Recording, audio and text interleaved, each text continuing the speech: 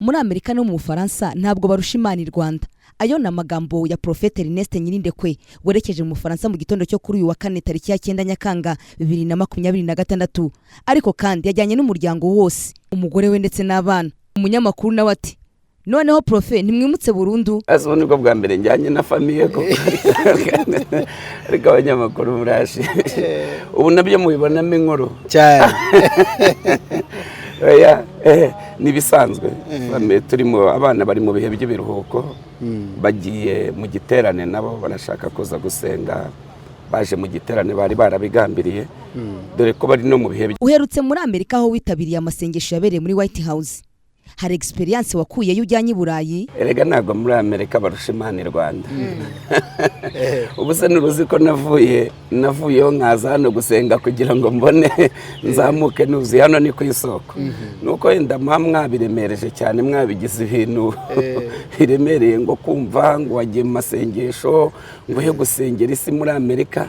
Ubu se ntabwo uzi amavuta aba mu Rwanda koko ntabwo ya singiye mu Bufaransa ari mvuye muri Amerika, ahubwo ngiye mu Bufaransa mvuye hano ku butaka bw'u Rwanda.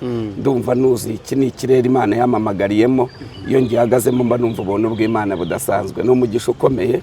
Imana ibera hose icyarimwe, ariko hari ikirere usengeramo kumva hari izindi mbaraga ku bantu basenga, namwe mwese murabizi. Hanyuma ikikujyanye mu Bufaransa kuri inshuro ni iki giteye gute? Iki giterane cyitwa Injira mu gihe cyawe, kigiye kuba ku inshuro ya 4. Ni igiterane gifite iyo sanganyamatsiko nk'uko uyumvise nyine ivuga ngo injira mu gihe cyawe. Ubwo iyo uvuga ngo injira mu gihe cyawe nuko ari igihe wigeze ubaho uri mu gihe kitari icyawe. Imana yo nibwo yamaye rino yerekwa irambwira ngo nkura abantu mu bihe bitari ibyabo mbinjize mu gihe cyabo.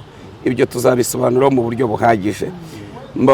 Ibiterane iki tugiyemo kirabera mu gihugu cy'Ubufaransa nk'uko umwaka ushize cyari cyabereye muri Suède ndetse no muri Canada.